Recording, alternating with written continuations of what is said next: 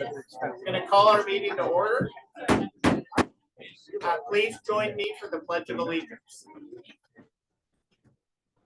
I pledge allegiance to the flag of the United States of America and to the republic for which it stands, one nation, under God, indivisible, with liberty and justice for all. Welcome. I got to tell you, our council is delighted to have so many people here for our law enforcement, not because we raised water rates or something like that. So this is great. Thank you, everybody, for coming in.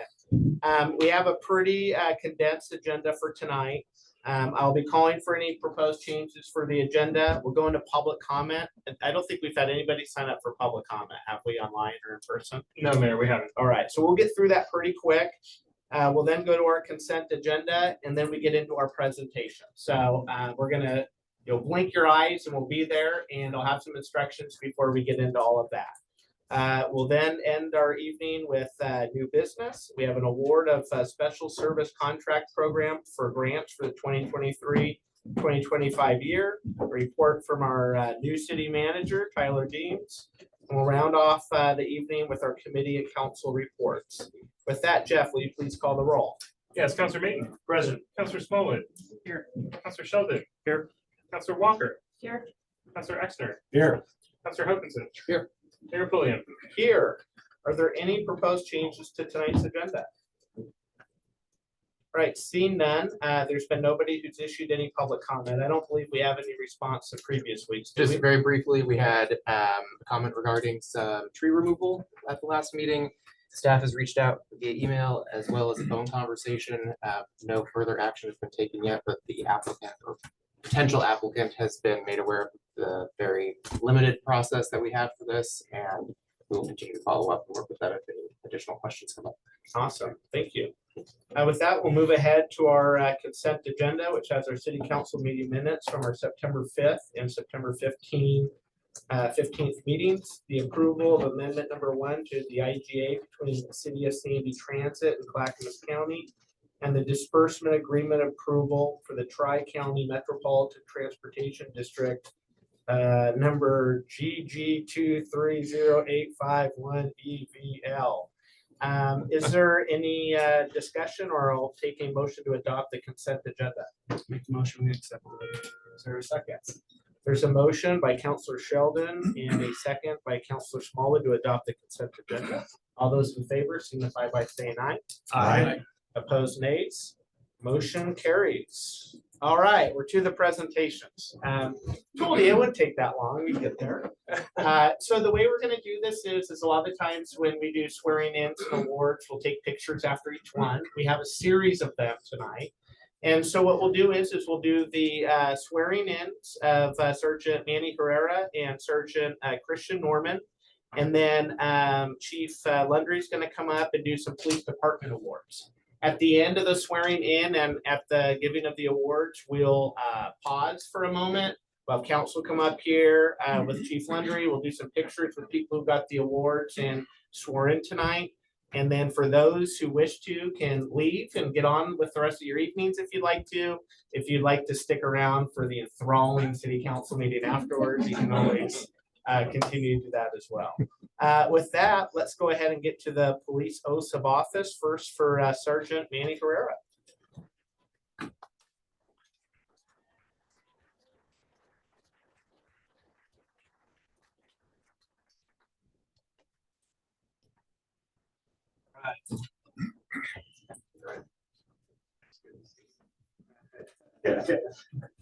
Please raise your right hand and repeat after me. I, Manalo Herrera Montiel, do solemnly swear that I will support the Constitution of the United States I will swear that I will support the Constitution of the United States and the Constitution of the State of Oregon and the Constitution of the State of Oregon and the laws therefore, and the laws therefore. and I will faithfully, honestly, and impartially I will faithfully, honestly, and impartially discharge the duties of police sergeant discharge the duties of police sergeant during my continuance therein during my continuance therein to the best of my ability, to the best of my ability. so help me God. So help me God. Congratulations.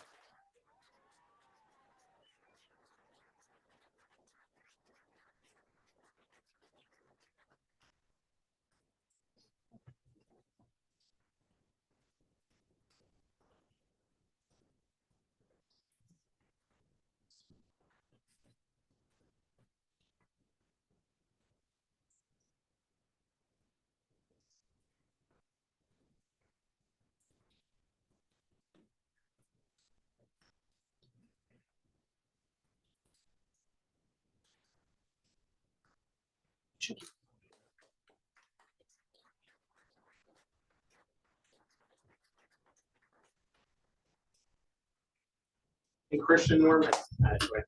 Sure.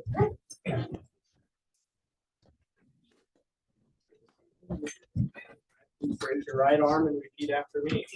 I, Christian Norman, I, Christian Norman, do solemnly swear do solemnly swear that I will support the Constitution of the United States that I will support the Constitution of the United States and the Constitution of the State of Oregon and the Constitution of the State of Oregon, and the laws therefore, the law therefore, and I will faithfully, honestly, and impartially and I will faithfully, honestly, and impartially discharge the duties discharge the duties of public sergeant of public sergeant during my continuance therein during my continuance therein, to the best of my ability, to the best of my ability. so help me God. So help me God.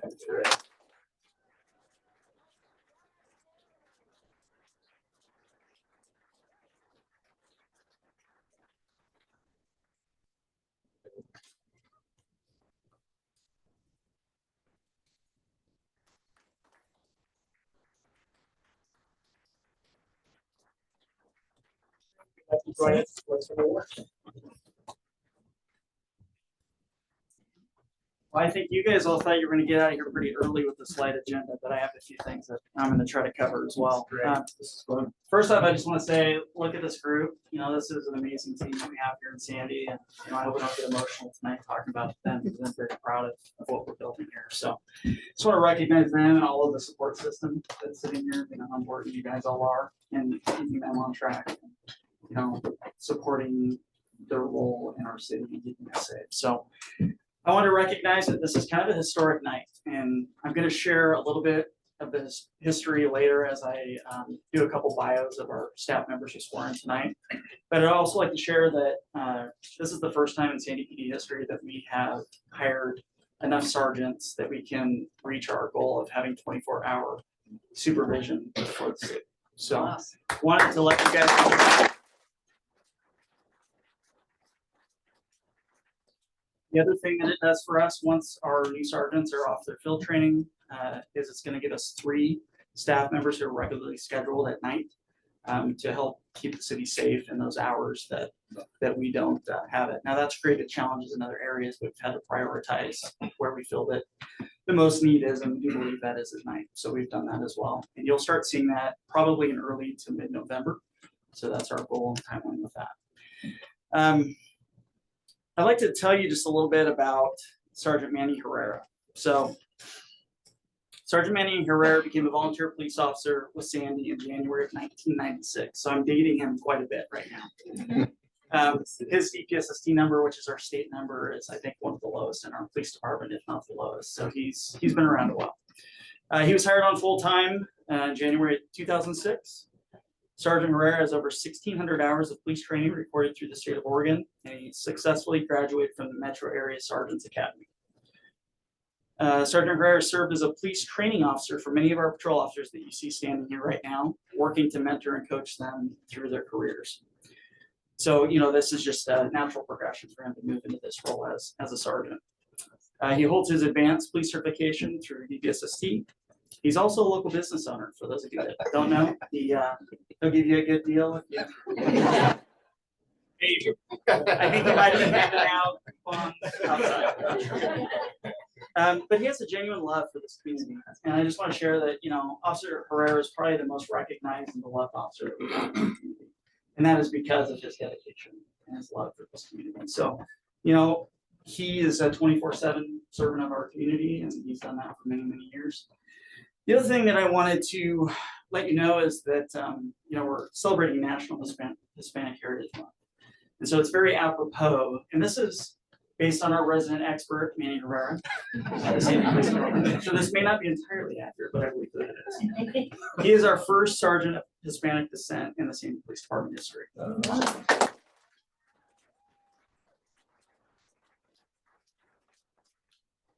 Congratulations, Manny. We're happy to see you moving up, and the real work's going to begin soon. Sergeant Christian Norman. He became a volunteer reserve police officer with Sandy in May of 2012, where he served before being hired as a full-time deputy with the Clackamas County Sheriff's Office. He served there for approximately 10 years, working in various capacities to include field training officer, as well as a dive team operator. Sergeant Norman is highly trained in search and rescue operations, specifically swift water rescue and technical rope rescue. For those of you that remember the Johns Root incident a few years back, where someone had fallen at the Johns Root viewpoint, Sergeant Norman was key in getting down there and getting to that person. So that was very important.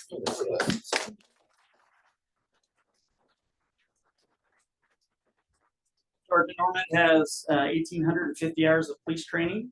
He also has his advanced police certification through DPSST. He has a bachelor's of science degree in history from Oregon State University. He also serves as in the Air National Guard, where he's held many leadership positions. So it's really prepared him for this role, moving into this sergeant position in public safety. I have to tell you, I've been recruiting this guy for years, and I'm really happy to see him come finally join our team. So Sergeant Norman, welcome home. Thanks, sir.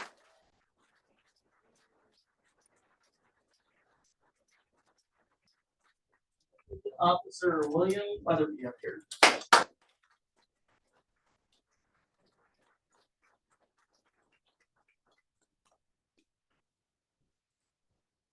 So I'm going to share a little bit about Bill, and then I'll read his award. So Officer Weatherby served as a reserve officer for the city of Sandy while working as a correctional officer in November of 2008. He was hired on full-time with our department in July of 2009. Officer Weatherby has served in various positions over the years to include police training officer, active threat instructor, and has almost 8 years as a school resource officer serving in both the Estacada and Sandy school districts. Officer Weatherby has over 1,940 hours of police training and holds his advanced police certificate through the DPSST. Bill has also coached football for the Sandy High School, Go Pios, and is a local Sandy resident. Officer Weatherby is a dedicated and caring officer, and I've heard on many occasions how much the students and staff at the Oregon Trail School District really and genuinely appreciate him keeping them safe. So thank you, Bill, for that. But the reason that you're here, obviously, is for this award. So this is a life-saving award. On June 25th of 2022, Officer Weatherby responded to a request for assistance from a Clackamas County Sheriff's deputy on Southeast Marsh Road. Once on scene, Officer Weatherby found the involved party had cut themselves deeply on both arms in an apparent suicide attempt. Officer Weatherby and the involved deputy placed tourniquets on both arms to stop the bleeding. Officer Weatherby prevented attempts by the involved party to remove the tourniquets until paramedics could render life-saving medical aid.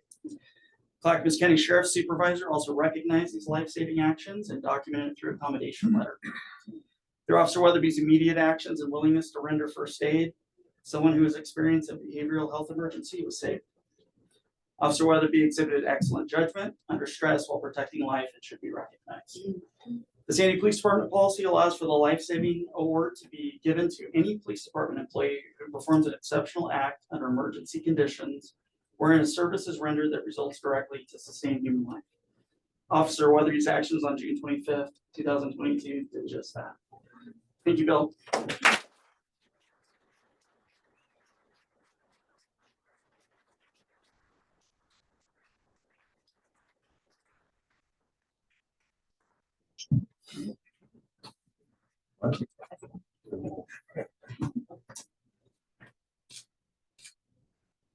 Good job, Bill. Yeah, Bill. Water up here. All right, so Officer Halloween. Come on.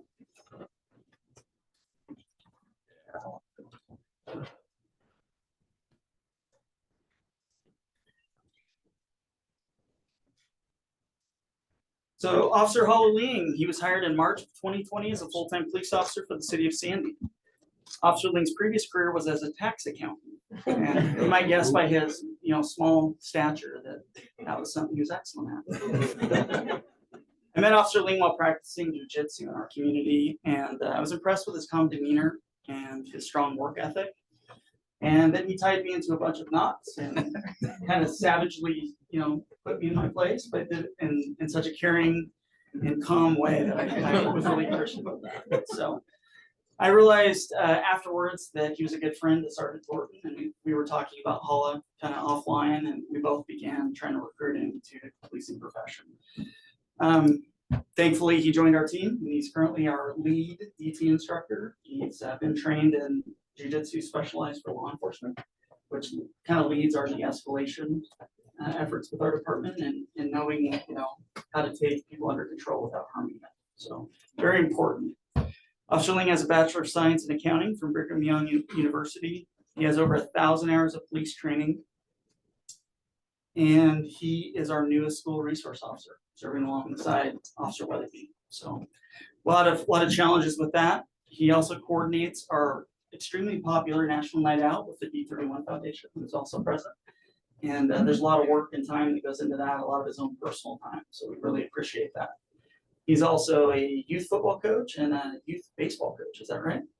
Yeah. So Officer Ling is very, very active in our community. He also resides in our community, so he enjoys serving here.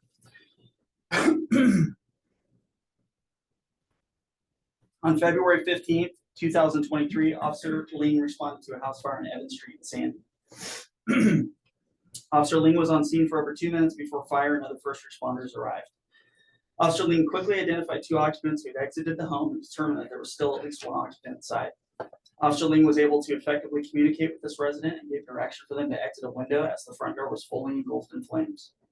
Officer Ling provided clear information via radio, ensuring fire teams could prioritize needs in evacuating neighborhood homes. These actions were recognized by the fire chief, who's in attendance, kind of a cool thing to have in here, who shared that through Officer Ling's direction and quick response, 2 occupants were removed from the house fire within 15 minutes of the dispatch time. 1 patient was critical and rapidly transported to the hospital. Through Officer Ling's actions and demonstration of leadership, no lives were lost in this fire. Same policy, we get to give a life-saving award for the same reasons, but I just want to recognize Officer Ling for his saving a life.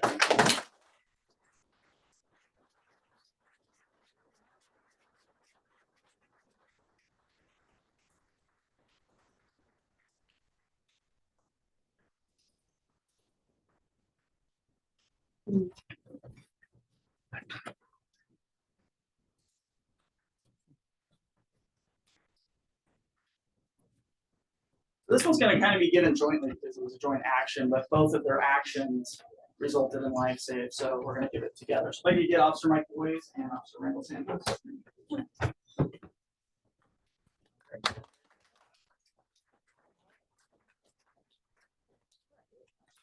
This is Officer Boyes.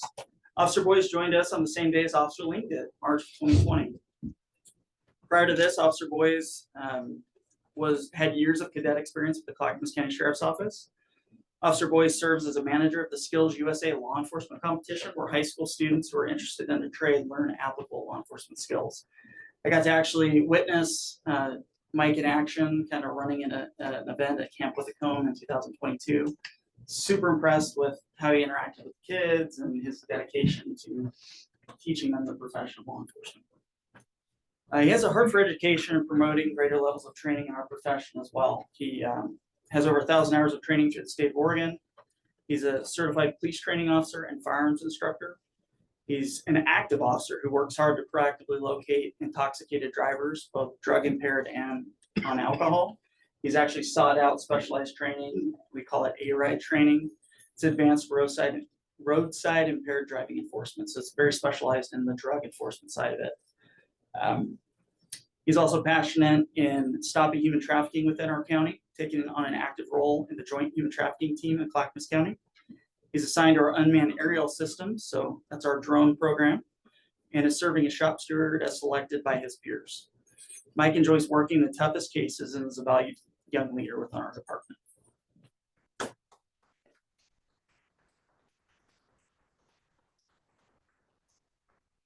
Officer Randall Santos joined our team as a full-time police officer April of 2021.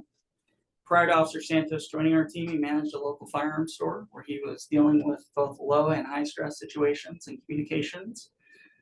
He has a knowledge of this community, and it's been an extreme asset to our police operations and community engagement. His knowledge and institutional knowledge of the city, having grown up here, has just been invaluable. He's also highly skilled in tactical casualty care, and he's in firearms armorer duties. He's the type of person that's always willing to step up and fill a need, whether it's we lose a staff member and a shift needs to be filled, or a community member needs something, he's the first one to step up and say, hey, I'm here and I want to help. I appreciate his attitude that he brings and his willingness to always do what is needed to complete our mission. One thing that I wanted to point out, and I'm going to refer to my notes because I want to make sure I get it right, is that recently Officer Santos was sent to some training. It's Advanced Law Enforcement Rapid Response Instructor Training, and it's level 1 training. And I think when we signed him up for it, we were expecting it was the less hard training, because level 1 training requires usually that you have some SWAT team experience, that you are someone that's been involved with hostage rescue training and things like that. And Officer Santos didn't have that. Well, he completed that training when other guys who had SWAT training and hostage rescue training didn't make it. So that's kudos to him. He'll be able to be our resident expert in training all of our law enforcement officers in active threat response. So kudos to you. Kid.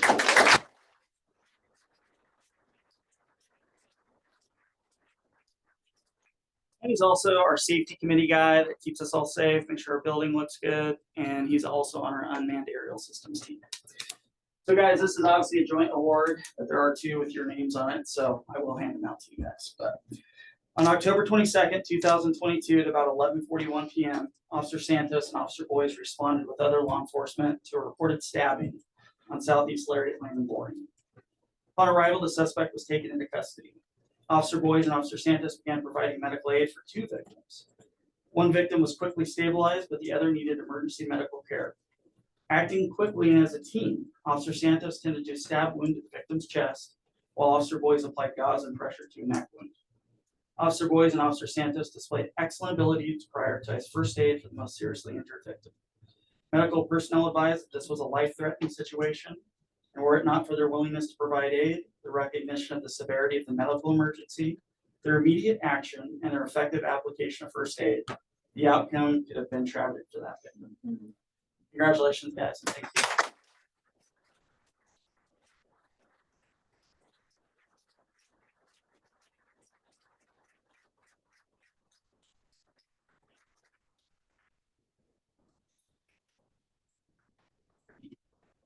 Randall Santos, stay up here, please.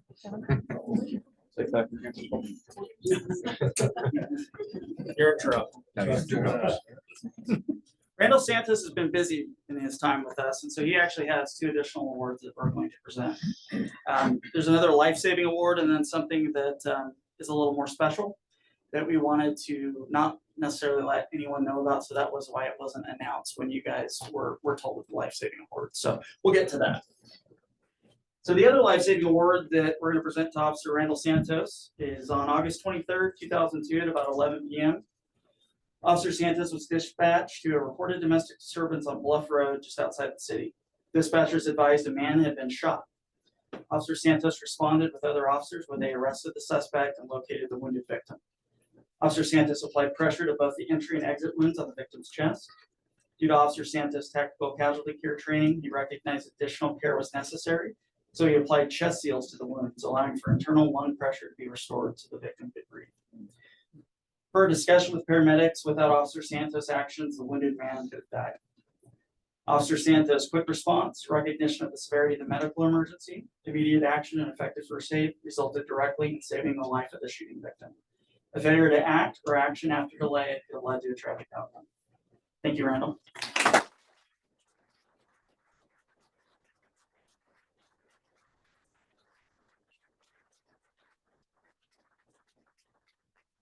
Hand it off and just stay here. Okay, got wall space. So this one here is a little different.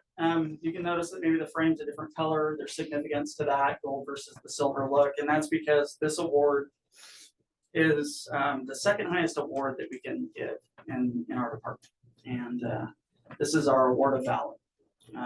It takes something very, very unique and special to win this award, and it's very rarely, if ever, given. So I just want to share that, and then you'll get that presentation of that award, okay? And this was voted on by our command staff, so it wasn't a decision that I made. We looked over all of these, and we decided if this one was, had enough merit to rise to this level, and we believe that it did. On November 24th, 2022, at about 2:45 a.m., Officer Santos was dispatched with other officers to a reported shooting on Southeast Tickle Creek Road in Boring.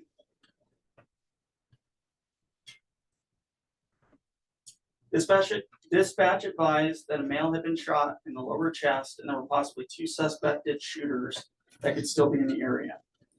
The responding officers assembled and approached the address of the call, finding the victim laying on his back in the driveway, bleeding from a bullet wound to his stomach.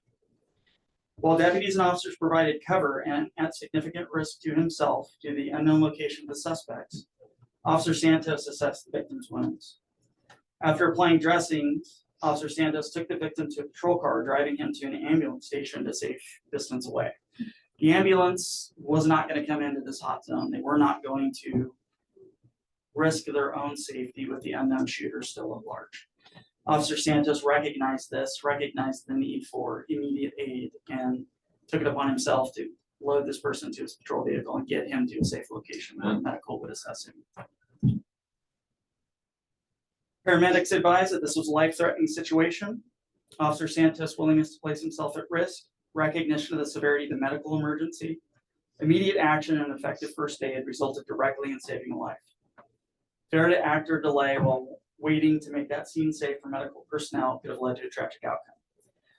The Sandy Police Department policy allows for the Medal of Valor, which is the agency's second highest award, to be given to any police department employee while acting above and beyond the call of duty, saves or attempts to save another person who is in danger of death or serious bodily injury, and knowingly places themselves at significant risk.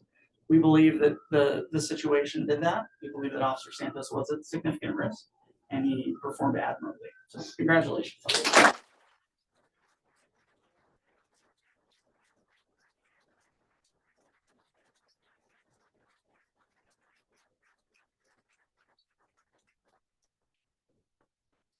Can't get any more awards because you won't get them on your shirt.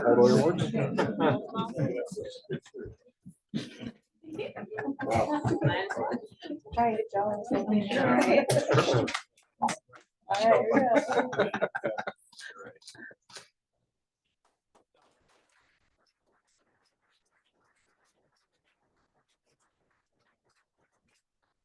I hope that the severity of some of these calls also resonate with you guys, maybe understanding the types of calls that our staff are responding on. You know, this is a pretty routine occurrence for our staff, especially at night where they're going out just on the outskirts of our city and addressing these problems. So it's not just city that's impacted, but the outskirts as well. So just having that in your minds, I wanted to make sure that you guys did definitely understand we are dealing with some of these major issues like the larger cities are. So last but certainly not least is Reserve Sergeant McCready.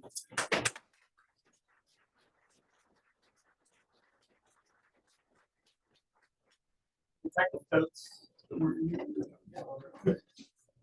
He's going to help you with this one. All right, so this one's actually very special and incredible to me in the fact that, well, I'll just read it to you. Reserve Sergeant Michael Freeman joined the Sandy Police Department as a volunteer reserve officer on September 6th, 2001. He worked 22 years before retiring on September 1st, 2023, saying he wanted to share the state with Chief Ernie Roberts, which was great. Reserve Sergeant Freeman worked for the department, donating thousands of hours to serve and protect at a time when the department had very few full-time officers. The need for him to supplement the police staff at that time, just incredible, and it was needed, and he stepped up. I want to point out that he worked tirelessly to aid the community on events to include Noah's Quest, Shop with a Cop, Kiwanis Toy Drive, and the Sandy Mountain Festival. Reserve Sergeant Freeman was a fixture at Sandy High School football games, basketball games, and dances over those years. Reserve Sergeant Freeman has been a huge asset to our agency and will be missed greatly. Every time Mike stopped by my office to visit, he always brought a super positive attitude, and it was clear that he enjoyed serving the Sandy community. He never, ever was financially compensated for the thousands of hours that he gave to this city. He just did it because he loved it. Thank you, Mike, for the many years of service, and we're going to miss you.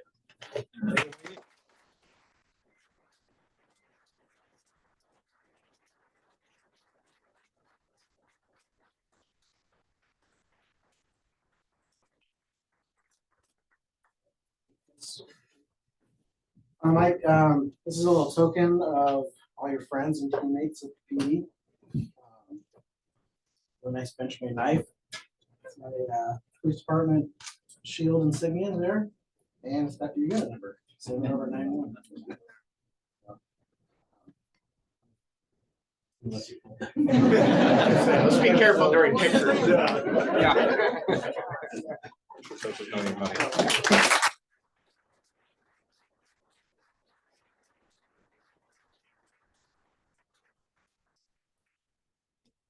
Did Chief Roberts ever join? He's not. Just checking. He's not online. Okay, it is late where he's at, so maybe he fell asleep. All right, that's all I have. Thank you for the opportunity. I promise not to ever allow the award to go this long. We're gonna make sure that everyone's recognized timely, and so this is something that we're gonna fix. So appreciate it. Thank you so much. Thank you.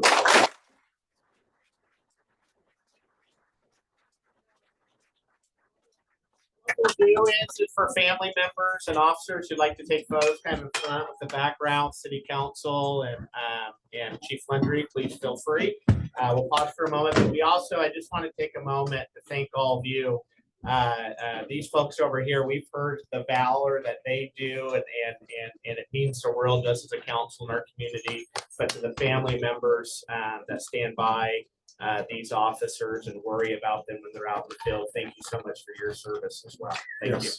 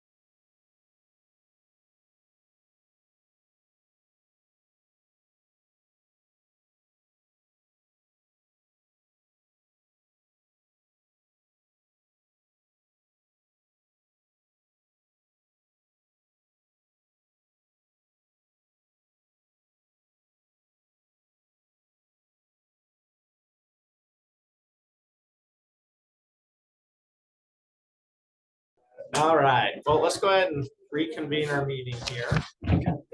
Let's move ahead to new business.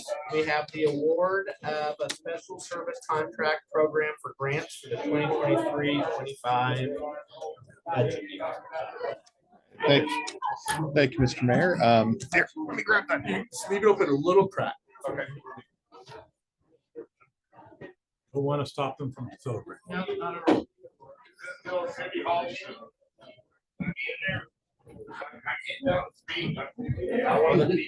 For public testimony. Okay. And now for something a little lighter. Before you tonight are the results of the application review meeting for the Special Service Contract Program for the 2023-2025 biennium. Special thanks to Mayor Pulliam and Councilors Exner and Walker for serving on that review committee and for providing their direction here. We had 6 applications to the program this time around. Just a few quick notes on those. Of the 4 historical applicants we've had to the program, 1, Ant Farm View Services, did not reapply for this biennium. We also had 2 first-time applicants in Friends of the Sandy Library and the Sandy Seventh-day Adventist Church. The general consensus of the review panel seemed to be that this was a pretty good batch of applications and that all 6 projects were worthy of funding in some capacity. Very brief description, as there's a little bit more detailed description in the staff report of the 6 proposed projects. The Action Center requested $20,000 for over the biennium for supplemental food and supplies for the food and lunchbox programs and for marketing assistance. This has been a recurring application for them. The Sandy Action Center, the Chamber of Commerce requested $20,000 for the creation of a local destination marketing organization called Travel 26 for the Sandy and Villages corridor. The museum requested $14,714 for their youth intern program. And again, this is also a recurring application. Friends of the Library requested $16,900 for beginning the process of the digitization of the Sandy Post through the University of Oregon Night Library program. We had D31 Foundation requested $8,990 for a series of 8 community service projects focusing on community seniors and families with small children.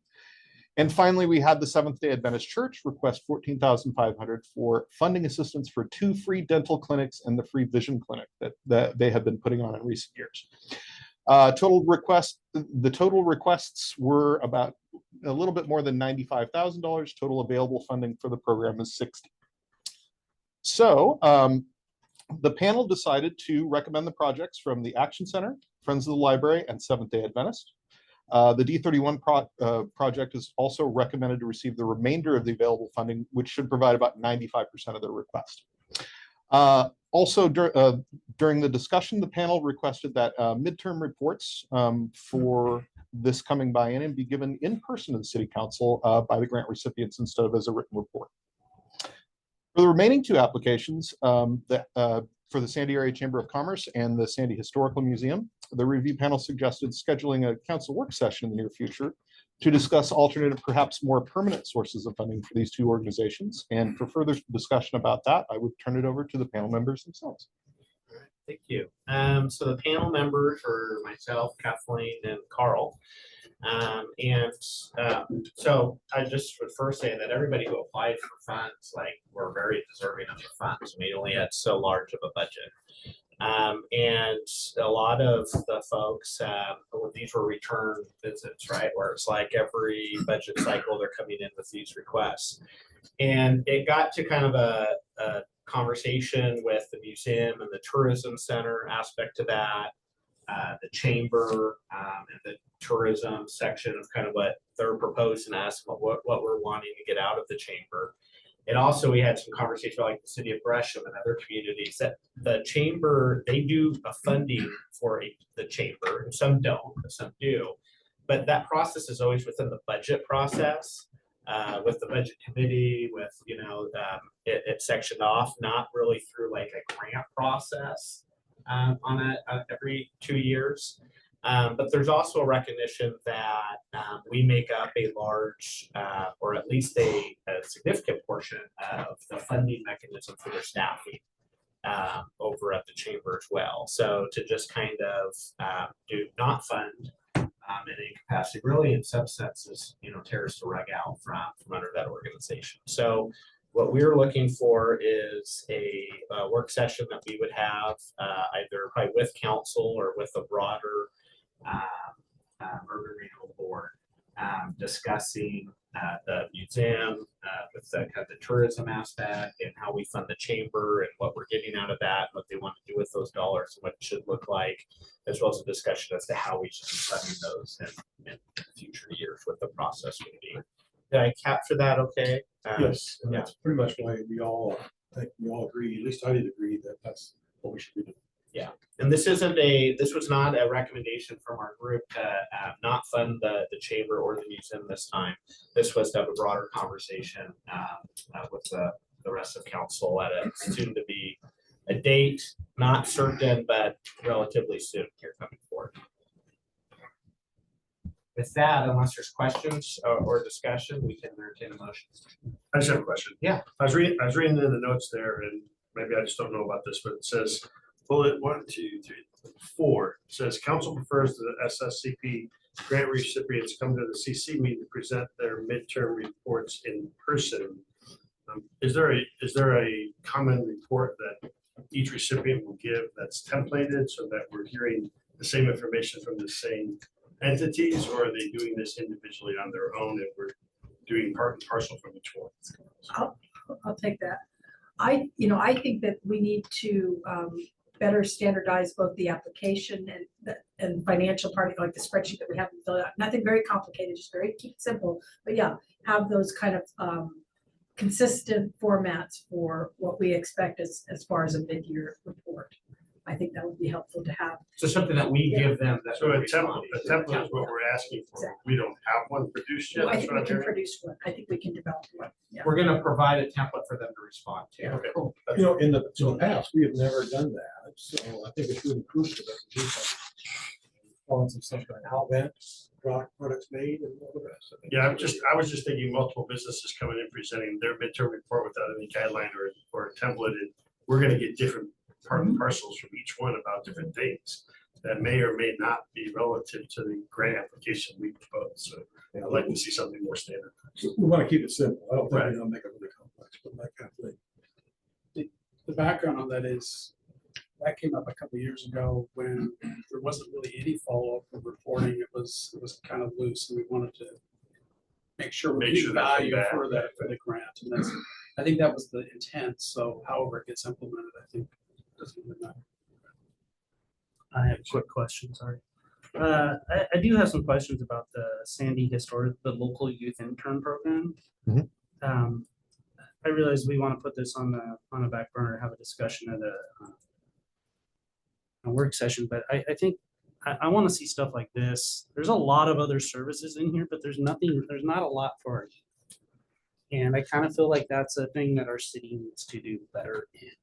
There's some room for improvement there. And so without knowing what this is, or what the money was to go to or anything about it, I trust you guys' judgment. But that and amongst other things, I really think that I hope this becomes our youth become a priority and don't just get put to the back burner like this kind of feels right now. So agreed, and I guess what I would say is there was also recognition of our council contingency coming out of the budget cycle of wanting to fund some of these things in a different way. Because I just don't see that being maybe an intern program is a long-term funding strategy, but I just don't see it that way. I think it's something we could try and that, but yeah, I would like to see that prioritized. Good discussion. Yes, ma'am. And just building on that, one of the museum board members had reached out to me a couple days ago and had been working, I think, with Carl's wife, but they are looking to try to kind of figure out how to get additional grants and then leverage those dollars to do, so I like the idea that they had a grant with the interns and all, but it's like, what's the work that they want to do? And how can we have them working on things that meet the museum's needs, but if we're also paying for it, the city's needs, marketing of, whatever it is. So that's kind of the collaboration that we're looking for, is how do we kind of leverage the chamber and the museum and us ourselves to kind of really work together at, doing tourism, education, museum, history, businesses, things like that. So I'm really excited. And I think they'll be real receptive. I mean, Yeah. because they're just talking Austin and what he Yeah. just did a couple weeks Yeah. ago. I think it's gonna be great. Yeah, his main focus is education. He works real closely with all the high school kids, started the forestry school and all the forestry club over there. So, I think there's potential to get together pretty quick and kind of get things worked out, but kind of fun. Is there a motion? I'll make a motion that we get up to the. There we go. I move to accept the award recommendation reported by the SSCP application review panel as presented. For a second. I'll second. Motion from Counselor Sheldon and a second from Counselor Exner. All those in favor of said motion signify by saying aye. Aye. Opposed, nays. Motion carries. All right. Moving ahead, report from the city manager. No interim. City manager Tyler Dean. Congratulations, Tyler. We'll give you a word every 2 weeks now in the presentation of this portion of the agenda. It's the first and foremost, we have new light signals that are working on 362nd and Bell. You may have noticed that last Thursday evening, Friday morning, those were switched out. We are scheduled for an October 2nd opening of that intersection. baby. Very exciting. Finally have a Alright. pretty rock solid date there. And so is there a day and time that the council would prefer for a ribbon cutting? Hang on. Sometime that week.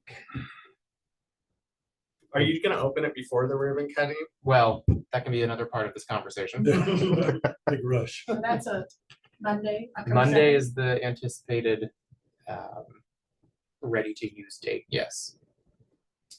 Just so you know, I had a small conversation with some of the county commissioners and they were excited about being part of that too. If we could give them just a notice of that this is happening and give them a chance to participate. Unfortunately, I work the second and the third, but don't. You're talking an evening time frame or what? Probably not too late, but it's gonna be dark. We did the. Yeah. It was, it was like a mess. Yeah, correct. This is rollback time. What's that? Yeah, you roll back time, but I don't know what date. Oh, not until around Halloween. What about doing it on Sunday before it opens? You Yeah, can do like late afternoon. you're talking on Sunday? Yeah. I could do Before late it opens. afternoon. I could do anytime on the second. I know that screws your guys this weekend up. I can do the What third. weekend? You guys, This yeah. this is a big project for me. I'll be No, here. 1,000%, yeah. So we do have council on Monday. That's I true. work the Monday and the Tuesday, both days, so. I'll be. Who's council? I could also send out a doodle poll Yeah, we if that's can- we can easier do that to either. avoid this Yeah, portion. let's- And we let's can just do- move on to the Let's next. do that. Okay. Let's do that. But council, let's try to all respond. 'Cause- And this is coming from the guy who's the worst offender at responding. But let's all try to respond relatively quickly since it's coming up and we need to plan around And I it. think it does make sense to do the ribbon cutting before you have tire parks and I other. would like to, activity but on at the the road, same time, I really don't want to hold it up because of our calendars either. So let's see where we all. We'll look at kinda our come out. calendars, That's we'll what I get was thinking one before. more. Yeah. Before. Yeah.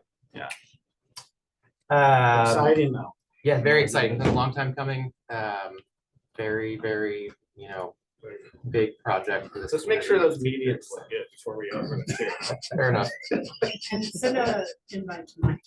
Absolutely. Oh, of course, and past council, Jeremy. Anyone that's been involved in that process from the Uh, initial design work through financing and completion, we'll make sure that we get an invite out to them. Just a reminder that tomorrow we will be pushing out some communications, both video and a new webpage on the demolition of the two buildings at the Cedar Ridge site. So there may be some eruption of comments and feedback on Facebook or at our front counters. We've talked to staff today, just making sure they're in the loop about the overall process, how we got to this point, and what the next steps are.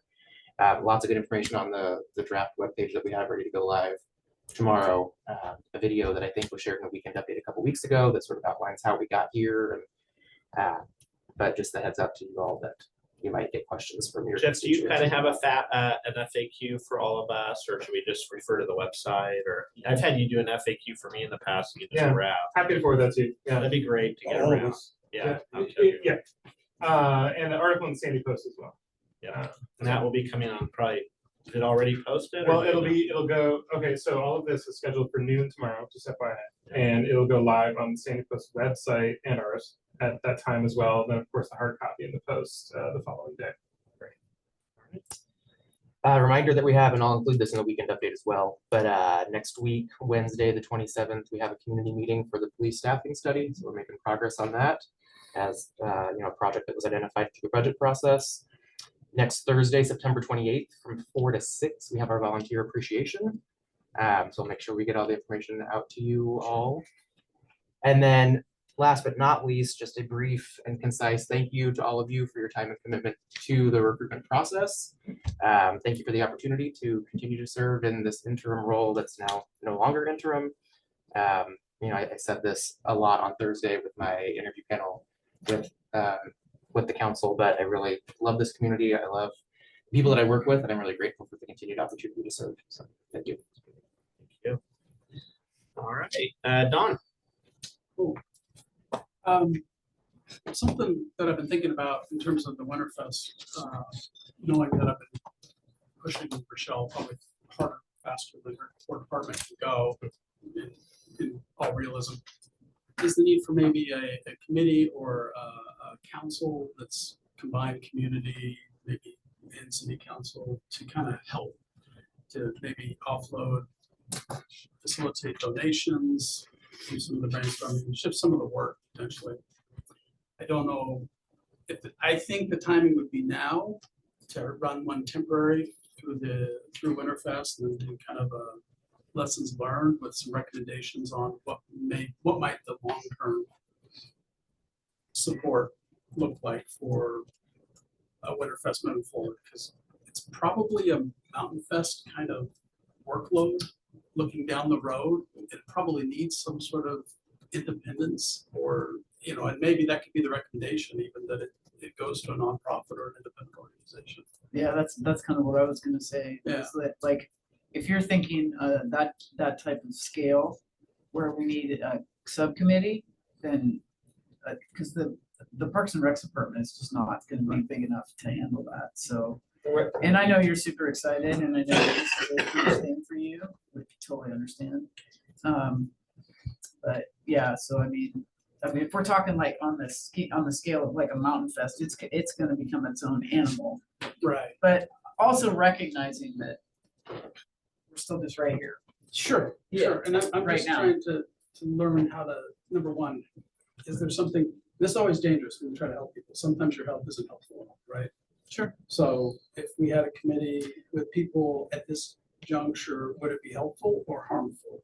It's kind of, I don't know. Well, so where I'm at on that, and we talked a little bit about it today, I think one is we got to ask Rochelle of the timing part of it. But I do think we need to have, I agree with you, Don. I do think we need to have a committee.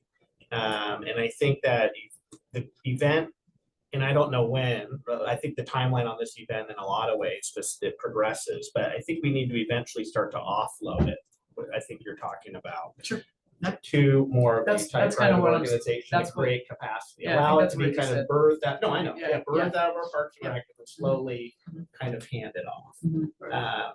But just, so I think we're all in agreement in that. What I'd want to hear from Rochelle is this far down the road, is the forming of such a committee going to be a bigger headache than help for this year at this point? Or because, What? But I do love the idea of giving her a volunteer committee that just help. I mean, even if it's just low key, we're not driving the events, we're here to volunteer and help, volunteer coordination kind of, I want to know how we can help. Yeah, I just will jump in here a little bit, just that I think it's important to have us all figuring it in the same mode, so we aren't all off on different formats and stuff. For example, I'm meeting with PGE's on site, Sandy supervisor, to talk about volunteering to help out with electrical. There.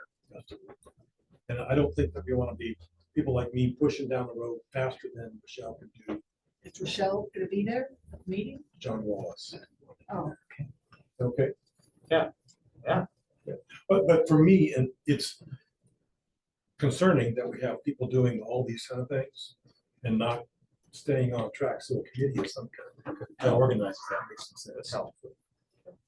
Yeah, I don't want it to be disrupted. That's not what I'm asking, but I want to figure out how I can personally help and others. And well, I think a lot of people volunteer to be part of it. Sure. Oh, a lot of us want to. Yeah. I mentioned at our last Kiwanis meeting, and I, talked about the idea, because they're giving out all the free hot chocolate, and there's kind of discussion, I said, one of the options we have is, and I think I mentioned this before, is, having, and I'm not quite clear on where you guys go and whether you want everybody to go eat at the restaurants locally, or whether you want to have, people be able to serve food there like we do in Mountain Festival, and that helps all the volunteer groups to, cover that. So that's something that the committee could figure out. They kind of said, they were open to either one of those things. They have to be careful because they do that big Christmas basket program too, and so can't overload folks in December. But I think there is the potential to be drawn. I think there's interest from other groups in Sandy to help put this on, if it's, if it's limited and something fits in with their schedules and all, so. That's it for me, thanks. Thanks, Don. Carl? I wanted to congratulate Tyler once more and welcome to the full time. And by the way, your honeymoon is over. So on the We're on. We're on. Arts, or are we going? No. Arts and parking strips, I mean. well, actually, not parking strips. It's the islands that are down the middle of the. Yeah, we need to mow those. They're starting to look rough, but if they can be mowed now, it's a good time for them to kind of almost be permanently mowed for the rest of the winter. Cooling and all that kind of stuff. Don't mow them down to a half an inch. It looks like they've been down to dirt. So it would be really good to do that. The other thing is I met with a group of guys and ladies too, and presented something to the Economic Development Committee here a little while back of some folks who are really interested in seeing the city of Sandy kind of perk up its look and everything. And one of the things that really jumped out on us was if you look at the gas station across Proctor from the Arco station, you have all these gas pumps. Texaco, the old Texaco. Encased in plywood. The adage was that it looked like porta potties. We were talking about painting a little half moon on them. It really looks kind of tacky. I don't know what our strategies are. I think when we had a while back, we had empty lots. We said we wanted to do some landscaping or some fencing. Here we have four of these boxes around the garbage, the gas pumps, and it just looks pretty rough. Something we should be able to do pretty quickly. And then, man, oh man, the A-frames and the old signs. Ask a question. Sure. So we've taken on or sent people to talk about derelict buildings before. Is this a case of the derelict building that code needs to follow up on? I don't know. It's gone from like one. It seems like it opens and closes establishments, but unfortunately, it's a gas station. So, and I don't usually those. Then you have hazardous materials and whatnot. So then it has to stay a gas station. Pretty much, yeah. So, yeah. Do we have an understanding? At one point when it closed, what was that, 5 months ago for the last time, my understanding was that it was going to be remodeled, for lack of a better term, but still remain a gas station. I don't know if you've heard anything since then. I was just about to pipe in. Yeah, I have. We've heard something from the people that own the gas station that, in fact, I don't think they do intend to reopen it as a gas station, or at least that's the last communication we had with them. What they want to develop there, we don't know, but Who is it? Kelly's been talking to him. We'll follow up and determine if it's Well, I a appreciate derelict that. building issue or if it's just a slow going construction It's a good question on project. that, 'cause I saw it the other day. Yeah, it's a part of the city that really, we really want to promote that we are a sharp city. We have a lot of pride and we have a lot of good things that are happening before outhouses kind of make it look a little rough. My only other thing I would add to that, to the council as a whole, is just we want to be mindful that if we start going down a derelict building process with one building in the downtown core, we need to be equitable about any other building that may or may not fall into that same umbrella of derelict buildings. So I'm we in do favor have of that. we do have the new code enforcement officer. Sure. And I think we'll be able to respond to some of those complaints in a little more timely fashion now, but there may be a reason to have a work session on derelict buildings and the carrot or stick and how we want to approach this equitably and, you know, treat everyone fairly through the process and not. Derelict has a definition. It does, but we Yeah, haven't it's not always. subjective, but I think some people are subjective to the way a building looks, whether it's derelict or not. It's not subjective. We- Go look at the building, it's derelict or it's not. We did have a work session on this, what, a year and a half ago? And there were specific properties identified at the time, some of which have been better, but are still not great, so. But I think now that we have a new code enforcement officer, it's kind of primed to re-engage in that. Yes. Yeah. The only other thing I have is I'll be meeting with the fire board on Wednesday night. That's it for me. You mean you'll be going to the fire board meeting, I'll be part of it? Yeah. part, yeah, Yeah. I'm just attending just to take Yeah, notes. yeah. I am not on the fire. board. That's what I meant to say. I didn't mean You to didn't say. campaign for that? Do not. No, Do not. Julie didn't let you? Kathleen. You want to talk about that? Is that what you're saying? Yeah. Okay. Kathleen. This week we have a meeting, the library folks, Hoodlin, but Sarah's gonna be at the meeting, Stan's gonna be at the meeting.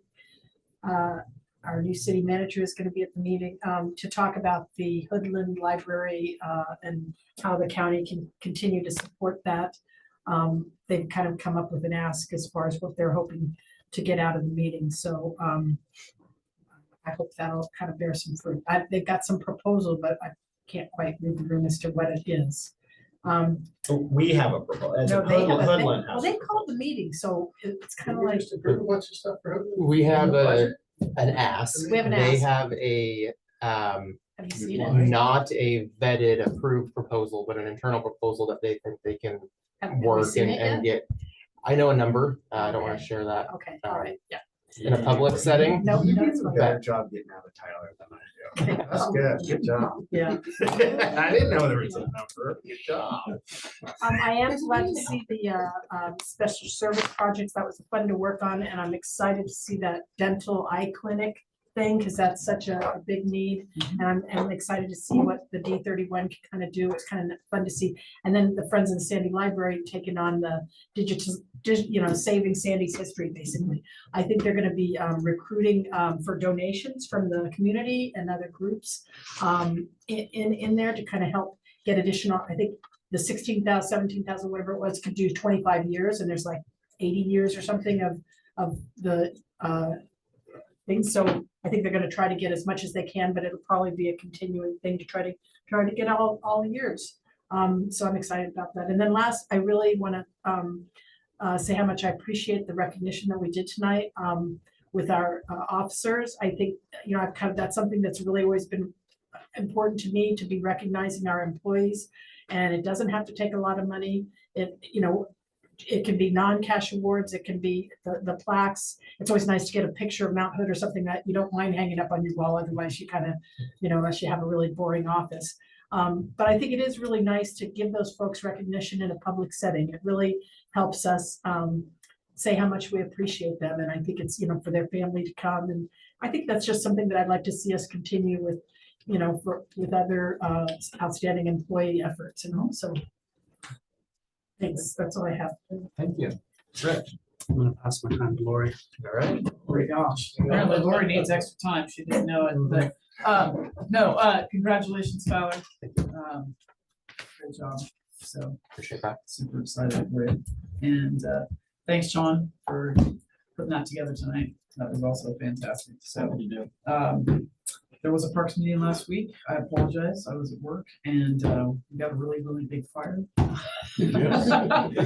So I missed it, but, and I haven't had the opportunity to, watch the video yet, so, I don't have any report there, and that's it. Thank you. I just did it for me. Congrats, Tyler, and congrats to all the officers tonight. Thank you for their service. Planning Commission had a code enforcement named Chris started on September 11th. Mhm. And I think Patrick started today, their new planner. He did indeed. I didn't know for sure he did. Good. So they're moving along there. I was in an economic development meeting that you just heard about. There was one of the topics, and it was the toll gate plaza. We also set priorities for the plan, for the economic development plan. I think those are being finalized. And Are those gonna come here? no, they're just actions. I think the economic development plan will come here, but those are the actions for the planned goals that we set that I thought were already delivered here.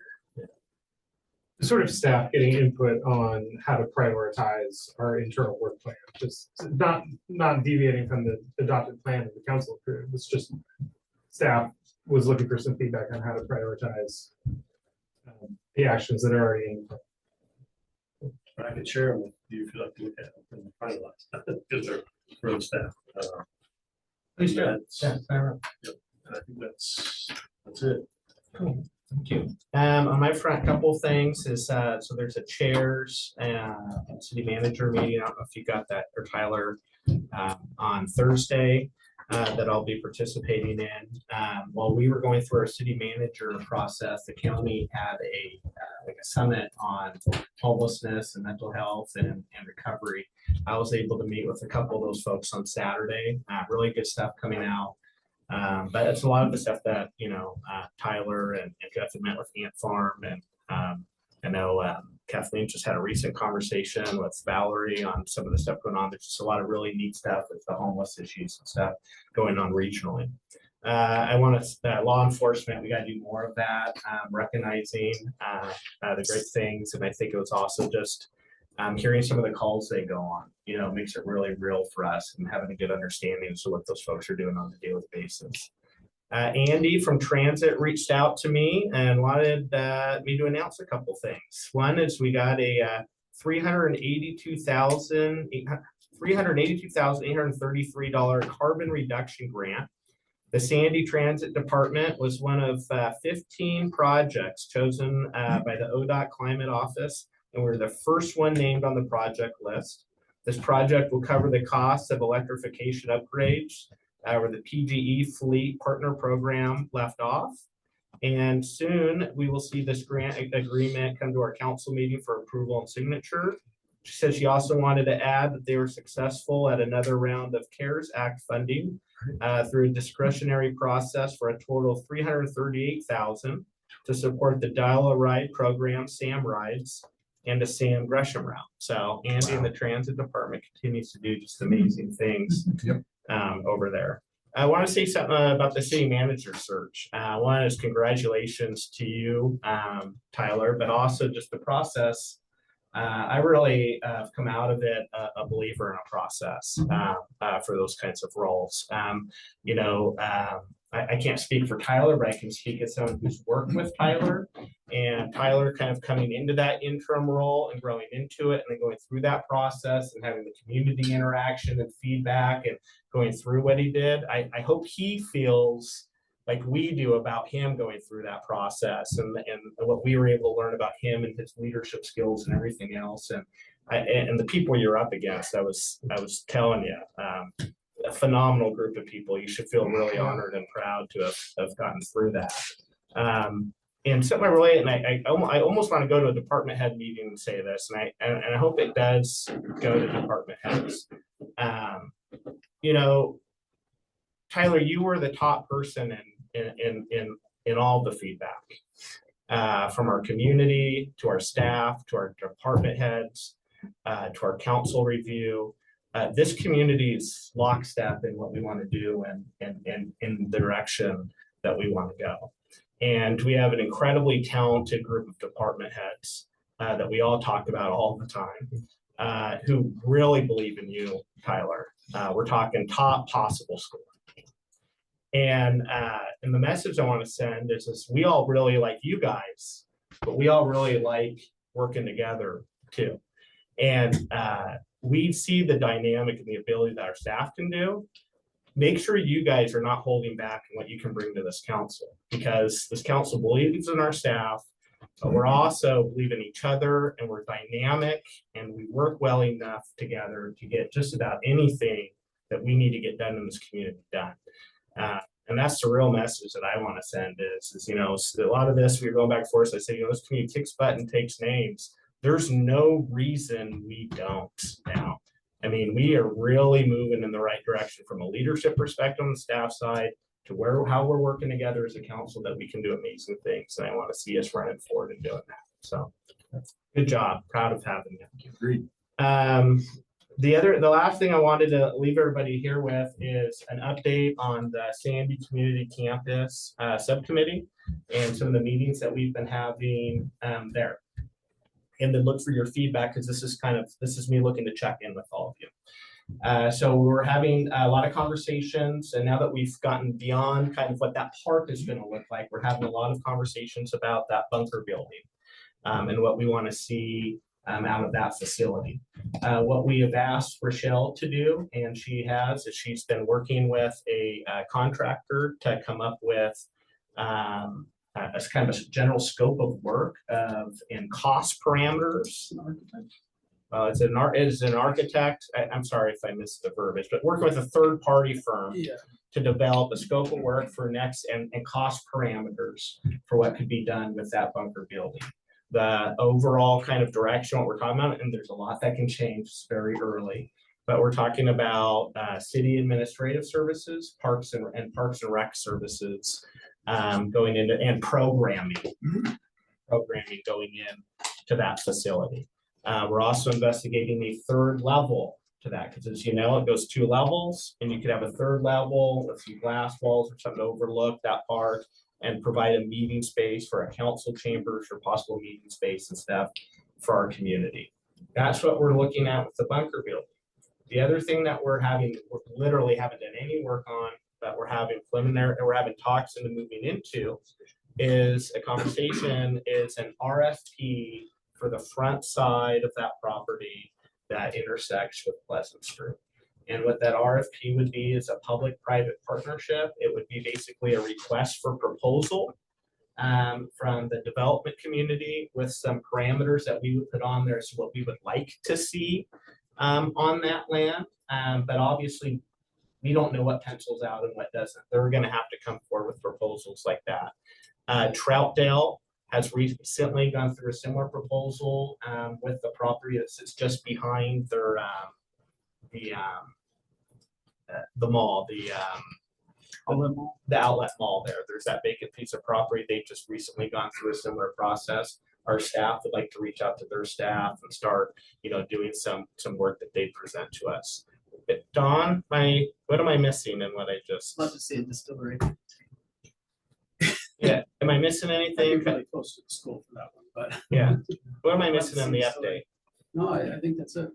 What are thoughts? Are we kind of moving? Yeah, in a no, I direction that's would, gonna surprise? I think you and I over the last 5 years have talked several times about developing that piece of property at a partnership level, but